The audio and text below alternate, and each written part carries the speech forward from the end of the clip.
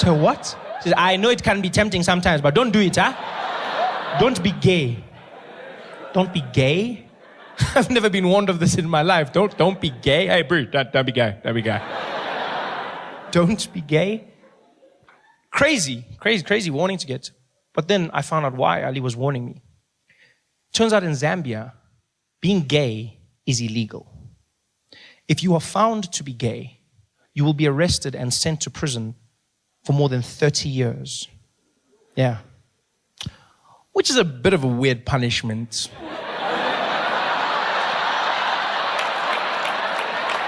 When you think about it. I mean, I'm not saying gay guys would enjoy prison. I'm just saying if I was gay, that's not the worst thing you could do to me. You'd be like, you're going to jail. I'd be like, oh no.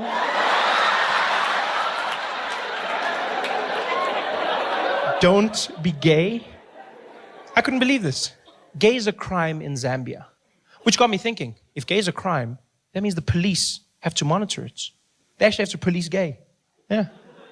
Which means in their police force, they have a gay division. It's a crime. It's a crime. So that means they've got a murder unit, they've got a robbery unit, they've got a white-collar crimes unit, and then they've got a gay unit. Huh? Yeah, they've got a little G unit in their police force that's responsible for all things gay. That must be the most fun police force to be in the world. You get to go undercover, dress up really nice, get in touch with your flamboyant side, just have a good time. I bet the sergeant's there every morning, briefing his detectives. Good morning, detectives.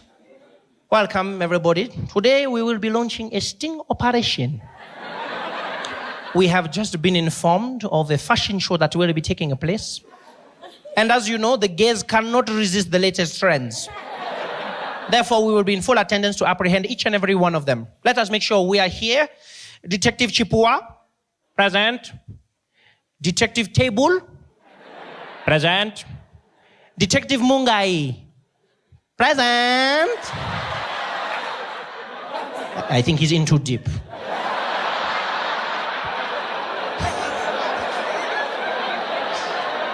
How do you police gay? Do they stop you if you look suspiciously gay in the streets? You know? I mean, gay doesn't have a look, but maybe you've just got a bounce about you. Maybe you just have like a bit of pizzazz. Maybe, you know, do the police pull up there and just like, woo! You over there! What is the purpose of that flamboyant scarf?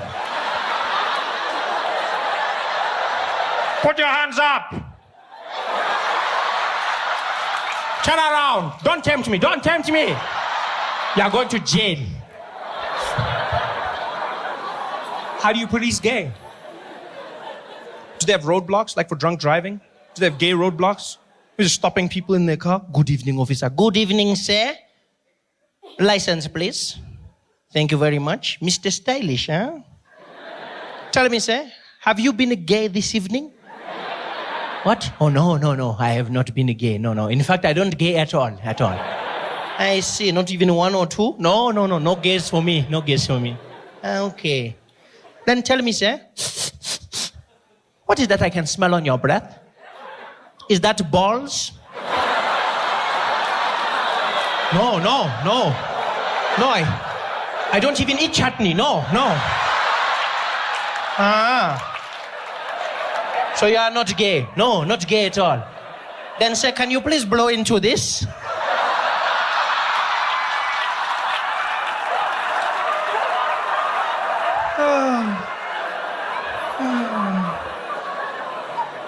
Don't be gay. I was not gay while I was in Zambia, so they're developing just as we are. They've got roads, they've got airports, they've got beautiful hotels, stunning shopping malls. They've got everything we've got, even faster internet. They just never had escalators. And now they started building them. And because of that, people go there and they just spend a day riding escalators. Dads will go home and fetch their kids. Children, we are going to the mall. To do what, Daddy? To do shopping. And to ride the escalators. Yay! We couldn't believe this, so we went to the mall, right? We get to the mall is empty. Escalators are packed. People are standing in lines, going around, doubling back on themselves. There's old people, young people, even couples. There were couples. Guys that actually picked up women by saying, I'm going to take you to the escalator, girl. Ooh, you're so fancy, eh? Escalators. Some people didn't even know how to ride the escalators. Kids were easy, they just jumped on. Old people would panic. There was one guy who got on the escalator and was going up. And I guess to compensate for something in his mind, as it went up, he started leaning. He fell down. He was hurt so badly. Oh, it was fantastic to watch. We spent like 3 hours doing this, just watching people riding escalators. And you know what? Our patience paid off. Because in hour 3, the most fantastic thing happened. A school brought a class of children to the mall. And their excursion was just to ride the escalators. It was magic. 30 kids, about 5 years old, cutest things, wearing their little black and white uniforms. And they're standing there together holding hands. And they were so excited. So they're shining, you know. Not from excitement, that Vaseline.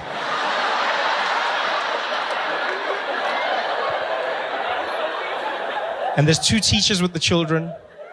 And they grab their hands on either end. And in a long train, they start to march through the mall. And as they do, they start singing at the top of their lungs like little angels. Escalator, escalator, escalator. Oh, escalator, escalator. And it was the sweetest thing ever. People are waving at them, smiling. And these kids see the escalators. And they lost their minds. These kids went crazy. They're not holding hands. They start screaming and running around. It looked like a zombie movie or something. This is like they're jumping, but then you see the smiles on their faces. It looks like the end of Sarafina. You're like, what the hell's going on here? These kids are screaming and having the time. They're jumping around, doing cartwheels. The teacher can't control them. She's panicking like, yeah, get back, get back. 2 by 2, 2 by 2. 2 by 2 was one of the kids. I didn't know. She was like, 2 by 2, next to me, single file. Other kids are still jumping. She can't control them. There was one fat kid. He couldn't jump, so he just shook himself. Escalator. Escalator. It was the most amazing thing I've ever seen in my life. It's like I had gone in a time machine to a time when escalators were new, brand new and popular. So popular that people were taking pictures of the escalators using their iPhones. Chipiwa, technology, eh? Who even thinks of these things, eh? Can you imagine? Hey, we are in the future now, man. Mechanical moving stairs, huh? What are we going to see next? I don't even know. Can you? I wonder how it works, eh? Let me just check there. Siri, how does an escalator work? Racism, huh? We marching for this country and they don't want to march with us because it's racism. That's why they don't want to join us. No, guys. Black people are not joining your march. It's not because of racism. It's because of rhythm.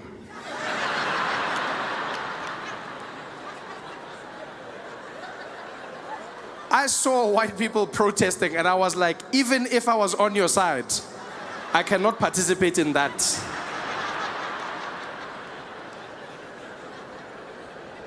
The best white marches South Africa had were 3 old white ladies who had the worst struggle song I've ever heard in my life. Sounded like a lullaby converted into a struggle anthem. Zuma must go, Zuma must go, Zuma must go, Zuma must go, Zuma must go, Zuma must go. Yo, I can't march to that, guys. I don't even know where to begin. You realize a march is all about rhythm, right? 10% of every march is the issue, 90% is the beat. When black people march, you need to encourage others to join. Along the way, you need to pick up stragglers. Just some people who get into the rhythm as you move past. Some guys are just there as you walk past. Host, give up, host, give up, host, da da da, host, give up, host, give up, host, da da, host, give up, host, give up, host. Ah, people are joining. People are joining. It's got power. You realize black people are marching from Soweto to Pretoria. You need a march that will move you. Every stride has purpose in it. house, house, house, house, house, house, house, house. Moving. Zuma must go. Zuma must go. Zuma must go. Zuma must go. Zuma must go. Zuma must go. Guys, we're not even getting to Craig Hall like that. Asfigi. Marching with that song to Pretoria. By the time we get there, Zuma left by himself. He's chilling there in his house in Dubai. Laughing. Did they only arrive just now?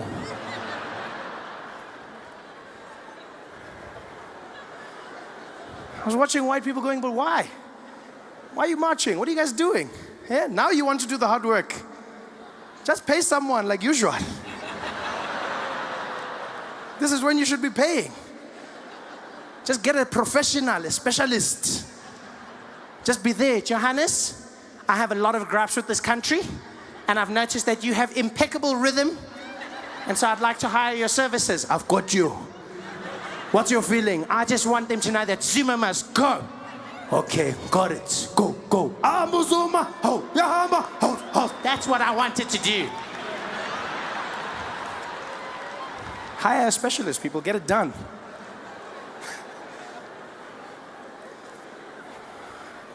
This song will get you nowhere.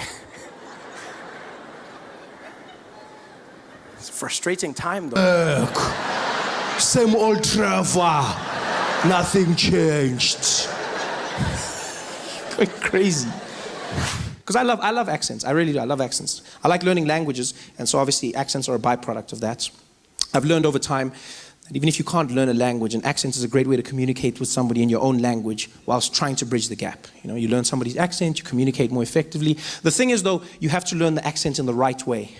If you're going to speak to someone in their accent and you do it in the wrong way, you might come across as racist.